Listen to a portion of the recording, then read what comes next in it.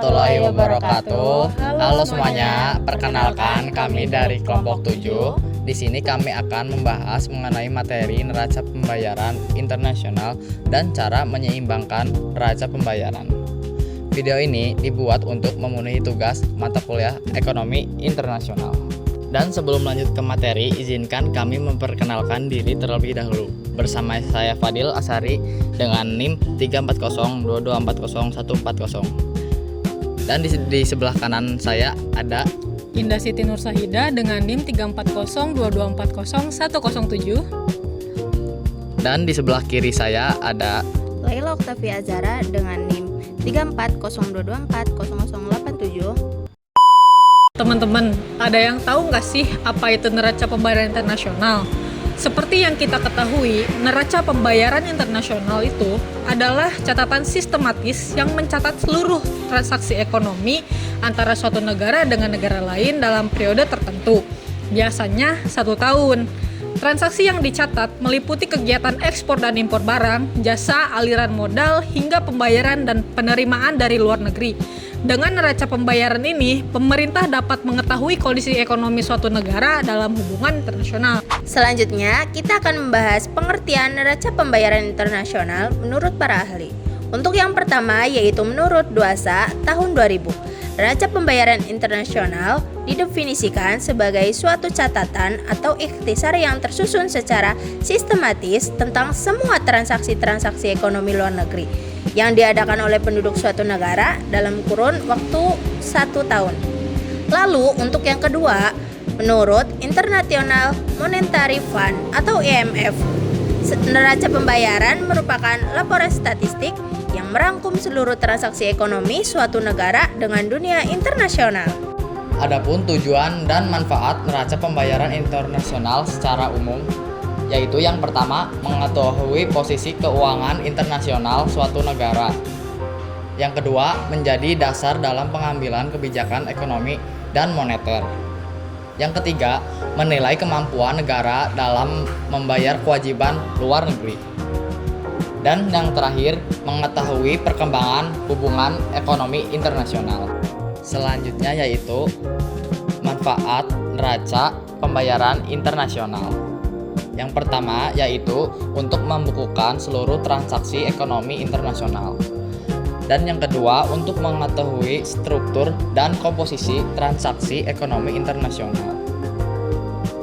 Dan yang ketiga, mengetahui posisi keuangan ekonomi internasional suatu negara. Dalam neraca pembayaran internasional, ada beberapa komponen yang digunakan untuk mencatat seluruh transaksi ekonomi, yaitu diantaranya yang pertama, ada neraca transaksi berjalan atau current account. Neraca transaksi berjalan mencatat transaksi yang berhubungan langsung dengan barang dan jasa, terdiri dari neraca perdagangan, yaitu selisih antara ekspor dan impor barang. Yang kedua, neraca jasa seperti pariwisata, transportasi, dan asuransi. Yang ketiga, ada pendapatan primer berupa bunga, dividen, dan upah. Yang keempat, pendapatan sekunder seperti bantuan luar negeri dan remitansi. Neraca transaksi modal dan finansial. Neraca ini mencatat perpindahan modal antar negara. Contohnya, 1. Investasi langsung asing. Kedua, investasi portofolio. Ketiga, pinjaman luar negeri. Keempat, serta modal jangka pendek. Arus masuk modal dapat membantu menutup defisit pada transaksi berjalan. 3. Neraca lalu lintas moneter. Neraca ini mencatat perubahan cadangan devisa negara, emas moneter, dan hak pemeriksaan khusus. Cadangan devisa digunakan oleh bank sentral untuk 1. Menstabilkan nilai tukar. Kedua, dan menyeimbangkan neraca pembayaran internasional. Selain komponen, ada beberapa kondisi yang terjadi dalam NP. Plus menunjukkan kondisi ekonomi yang relatif kuat. Sedangkan defisit menunjukkan bahwa negara lebih banyak mengeluarkan devisa dibandingkan yang diterima. Dan kondisi seimbang menunjukkan ketika total penerimaan dan pengeluaran devisa suatu negara bernilai sama.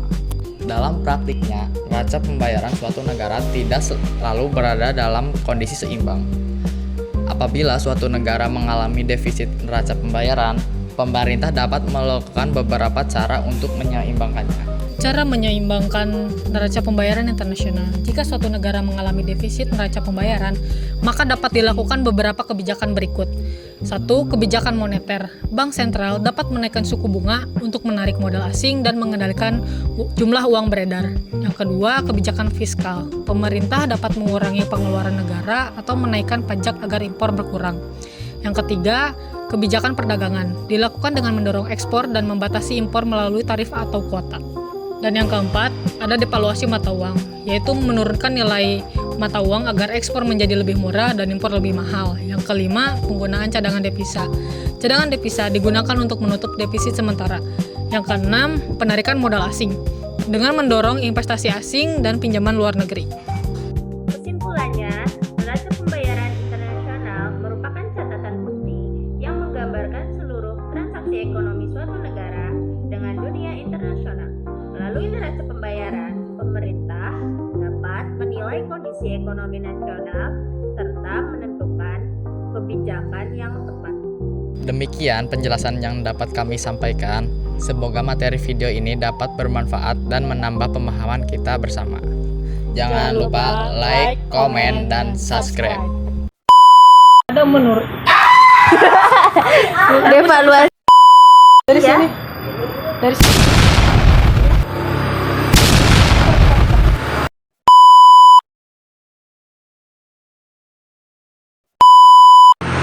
selanjutnya. Dan sebelum lanjut ke materi, izinkan kami. Itu kurang tengah gak sih, Nda? Iya, dah. Tapi Tapi belum.